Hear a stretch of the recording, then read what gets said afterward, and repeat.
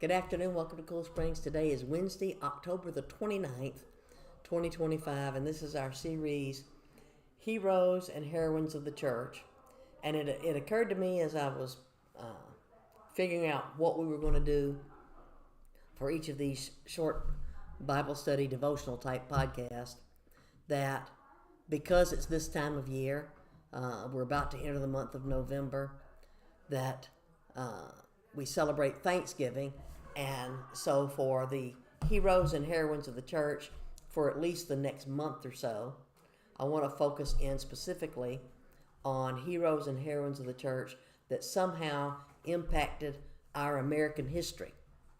Because a lot of our young people now aren't being taught the truth about America's history, that yes, once the New World was discovered by Columbus in 1492, for the next 200 years, the Western world in Europe is aware of the existence of this new hemisphere, and they're beginning to do trading, but people are also undergoing various religious persecution, and somebody got the idea that instead of staying anywhere in Europe where they might have to move from one country to another because of religious persecution, that maybe they ought to go to this new world and establish out of the wilderness a place to live where they're free to worship God according to their conscience.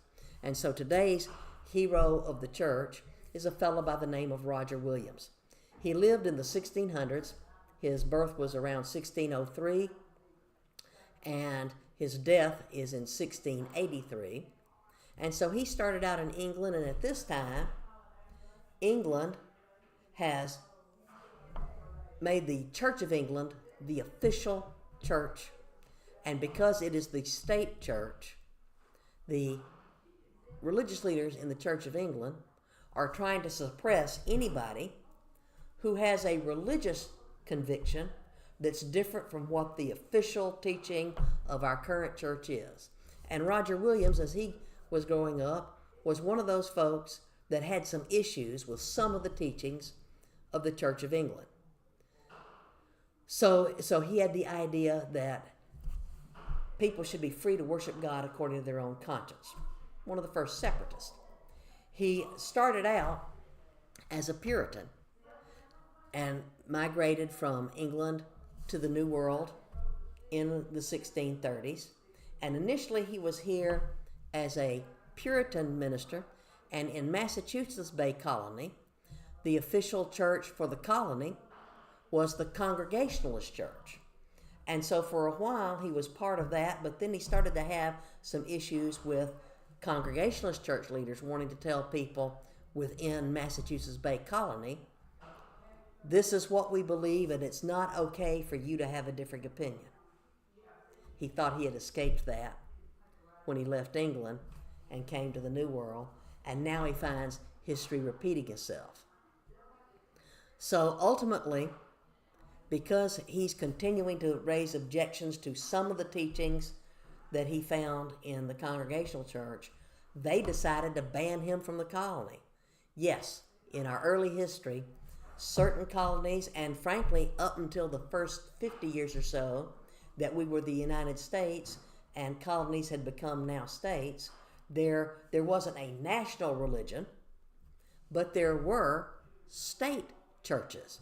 Virginia, for example, in the late 1700s and early 1800s, was officially an Anglican territory, and you were allowed to be in Virginia and not be an Anglican, but you still had to pay a certain amount of tithe money to the Anglican Church in order to be able to do things like get married and have property exchange hands, that sort of thing.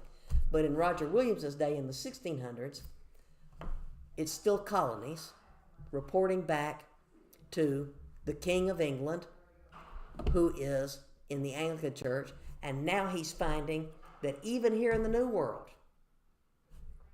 religious freedom is limited. So they kick him out of Massachusetts Bay Colony, and he goes outside of the established borders of the Massachusetts Bay Colony, and he establishes a place called Providence Plantation, where he's allowing people to come and saying, hey, look, we should be free to worship God however we choose, and we're not going to impose our ideas on anybody else who lives here in Providence Plantation.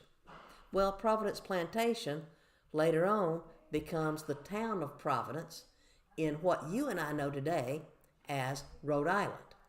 And because he had been kicked out of the Puritan Congregationalist movement, Roger Williams, because he was a big advocate of people's freedom to worship God however they chose or have the freedom not to worship God, he established the very first Baptist church in the New World.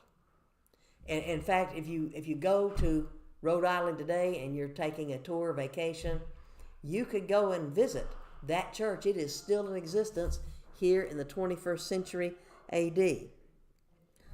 His big thoughts that influenced a lot of colonial leaders were that individuals should have absolute freedom to practice their faith according to the dictates of their conscience, that they shouldn't have to get approval for anything from anybody's religious body, whether it was the state or colonial approved church or not, that church and state should be separate, because you see he experienced it both in Massachusetts and previously in England, and he saw that when government and churches are mixed, neither side fares well. So he was a very early proponent for the separation of church and state. And like I said, he established Providence Plantation, which became the town of Providence, and he established the very first Baptist church there. But after a while, he even separated himself from the Baptists. He decided that he didn't want to belong to any organized religion, that he just wanted to be a seeker after God, where it would be just him and his conscience before God. And we kind of see some of that even in our day and time. Roger Williams was a good 400 years ago.